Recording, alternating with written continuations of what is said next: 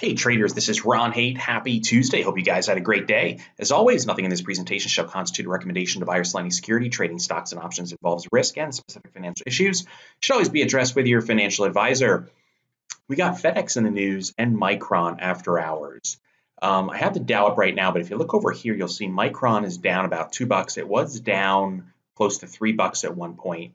And if I type in Fedex, you can see it's down $11. So the stock actually finished up $2.82 during the normal 9:30 a.m. to 4 p.m. Eastern session.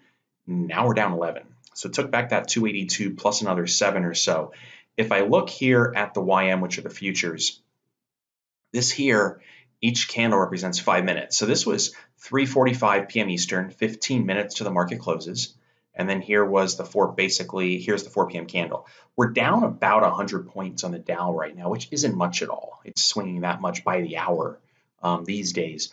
But if you also look at the /ES, which are the S&P futures, similar situation. Here is the 4 o'clock candle, went from about 25, 45, 25, as low as 30. At one point, we were down 15 points, almost 15 points right now on the S&P. So between Micron and Fedex, it's definitely hurting the market. If we move back here to the daily charts, we start here with the Dow ETF, the diamonds. Not counting tonight what just happened. As I do this video, it's about 5:05 p.m. Eastern, but it was an inside day. Now that changes. If it ends up opening here tomorrow, we'll be down a little lower. But as of right now, the Dow was an inside day. It's still above the support zone. There's really no change from yesterday. The trend is still bearish, and we're still a couple hundred points away from the lower end of that channel. We go to the S&P, which I have a bullish position in. We zoom in here. Again, you're testing that low. With today's aftermarket move, it's not looking good. We're going to start breaching that a little bit. So it's going to be very interesting to see what happens tomorrow. And then if we look at the Qs, you can see here again, inside day. Nothing really going on there. The target is still 154-ish, another 4 points or so to the downside. Now, there's a couple things out there the market is worrying about. Tomorrow with Fed commentary, raising rates, are they not going to raise rates? The trade war, they're blaming algos. Everything under the sun now is a problem, which all of this was known during this rally. So it's amazing how all of a sudden between tariffs, Fed raising rates, all this stuff, that now the market seems to care. It only cares when the big money cares. And right now the big money is caring. We are seeing some selling. But here's a thought. If the Fed decides not to raise rates, we could end up seeing an explosion tomorrow, even though that's really irrational. But if the Fed has the commentary that says, hey, we're going to chill out for a while, maybe that's going to be what the market needs to get going higher. But do remember that historically, the market does go higher with rates. So it's not just that interest rates are rising and this is the end of everything. Maybe it's just profit taking into year end. I read one article that reportedly this is the worst December in 87 years. It is highly unusual for the market to tank like this going into year end. Typically, the market rallies 75, 80 or so % of the time, 8 out of 10 years each decade. I guess this is the one where it's not going to happen. It only has, if I bring up the calendar, 3 days plus 3 days next week, really 6 days, 7 days of trade to make a rebound. All right, let's take a look at Fedex here, for instance. This 174 price, again, please keep in mind after hours trading is really wild and it is the Wild West. A lot can happen, but that 174 is going to put us right down here. It's in no man's land. The next support level on the weekly chart, there's a little bit of a swing low here in the 50s, the 150s.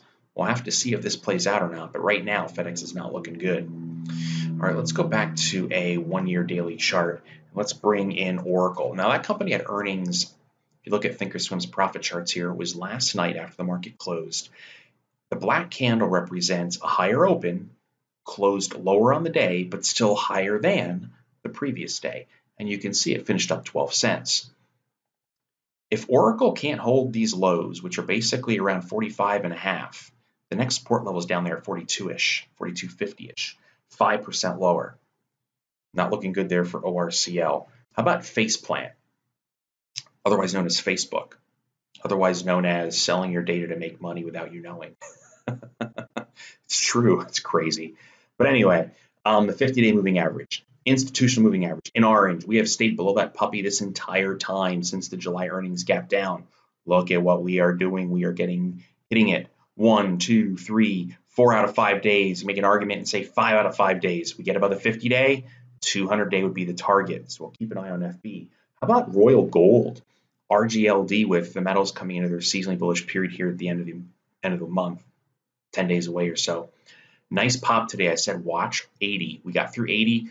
The stock was as high as 82 bucks, another $1.10 higher or so, almost double the amount. But target, if we get to the 200-day, up there at the low 90s. Not bad, 10+% move, but the 200-day will be the immediate resistance area. Remember USO, we talked about this one, and I said there might be a possibility of a turn here. We got a nice volume bar a couple days ago, and it was bullish engulfing. But what did I say? Trust but verify. Wait for that 20-day EMA for confirmation.